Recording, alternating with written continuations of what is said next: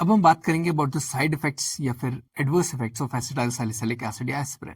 Side effects doses पर basically very करते हैं। पहली डोज जो हमारे पास आती है वो है as analgesic dose. Analgesic dose जो होती है हमारे पास that is 0.3 to 1.5 gram per day in 70 kg healthy adult. कितनी डोज बोली हमने? 0.3 टू 1.5। तो इसमें कॉमन साइड इफेक्ट्स जो होते हैं हमारे पास वो देखे जाते हैं, जैसे कि नोजिया, वॉमिटिंग। तो वो सबसे ज्यादा कॉमन साइड इफेक्ट है जो कि देखा जा सकता है।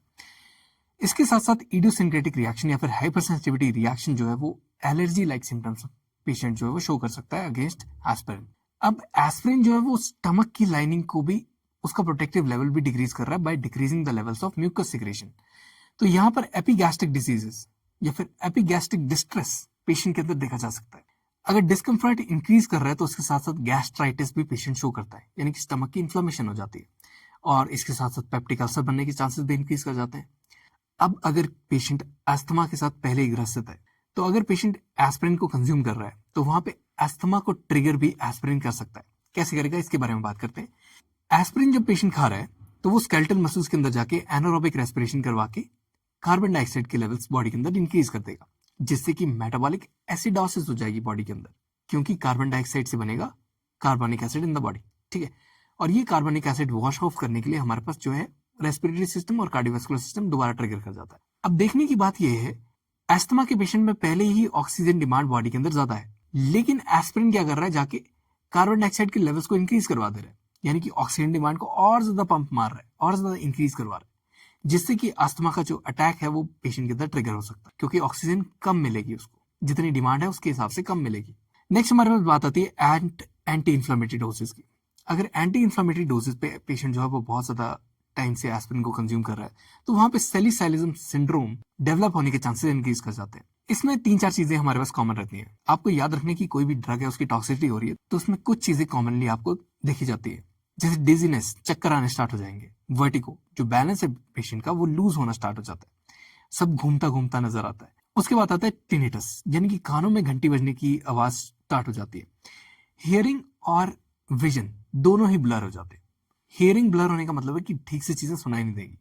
इसके साथ साथ हाइपर वेंटिलेशन, जैसे कि हमने ऊपर बात की है, वो भी इंक्रीज कर जाएगी, यानी कि हार्ट रेट और रेस्पिरेटरी रेट दोनों इंक्रीज कर जाएंगे। अब इनके अलावा स्टमक पर भी इसने अपना इफेक्ट दिखाया है एस्पिरिन ने। स्टमक इन्फ्लेम हो जाएगा, स्टमक डिस्टर्ब हो जाएगा, तो उसकी वजह से हमारे पास जो इलेक्ट्रोलाइट बैलेंस है बॉडी का वो भी डिरेंज कर जाता है। अब एक बार anti inflammatory doses patient cross कर देता है तो उसके बाद कंडीशन आती है एक्यूट सैलिसाइलेट पॉइजनिंग की। अगर एक्यूट सैलिसाइलेट पॉइजनिंग हो रही है, मतलब कि पेशेंट ने बहुत ज्यादा हाई डोज एस्पिरिन की कंज्यूम कर ली, तो यही जो सैलिसाइलिज्म सिंड्रोम के बारे में हमने बात की, ये बहुत ज्यादा प्रोनाउंस्ड इफेक्ट शो करता है इन द पेशेंट।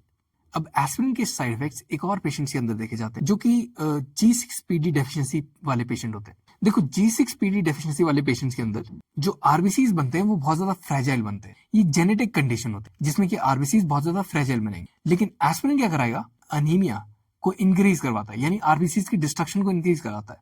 तो aspirin induced haemolytic anaemia develop होने के चांसेस इंक्रीज कर जाते हैं, क्योंकि एस्पिरिन का खुद का काम है कि वो आरबीसीज की मेम्ब्रेन को डिस्टेबलाइज करके आरबीसीज का हिमोलिसिस करवा देता है।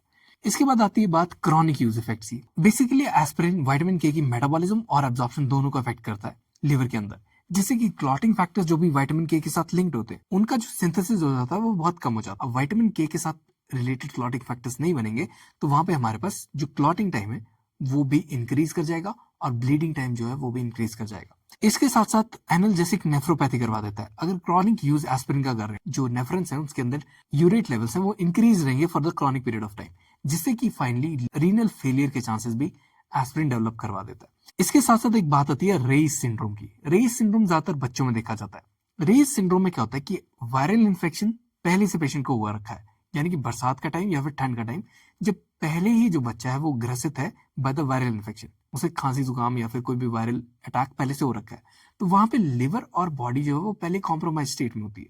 तो अगर एस्पिरिन पेशेंट कंज्यूम कर रहा है और नॉर्मल डोजेस से ज्यादा कंज्यूम कर रहा है और रेगुलर यूज कर रहा है एस्पिरिन का, तो वहां पे रेस सिंड्रोम डेवलप हो जाता है।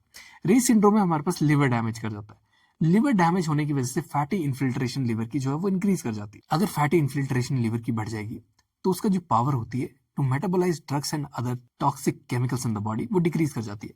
तो ये टॉक्सिक केमिकल्स जो है वो हमारी पूरी बॉडी में सर्कुलेट होना स्टार्ट हो जाते हैं, और कुछ जो केमिकल्स हैं वो क्रॉस कर जाते हैं ब्लड ब्रेन बैरियर को, जिसकी वजह से हमारे पास ब्रेन में एनसेफेलोपैथी हो जाती है, यानी कि ब्रेन में स्वेलिंग इंक्रीज करना स्टार्ट कर जाती है। जो बच्चे हैं उनमें भी एस्पिरिन बहुत सोच समझ के देना चाहिए। इसके बाद बात आती है प्रेगनेंसी में। एस्पिरिन प्रोस्टाग्लैंडिन्स की सिंथेसिस को इनहिबिट कर रहा है, ये हमने बात पहले समझ ली है।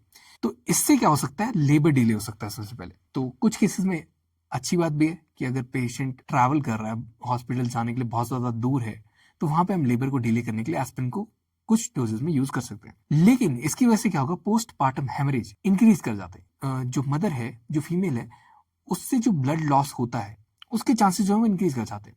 अगर थर्ड ट्राइमेस्टर में पेशेंट जो है वो क्रॉनिक यूज कर रहा है एस्पिरिन का, तो उसमें डक्टस आर्टेरियोसस के क्लोजर को ये डिले कर देता है।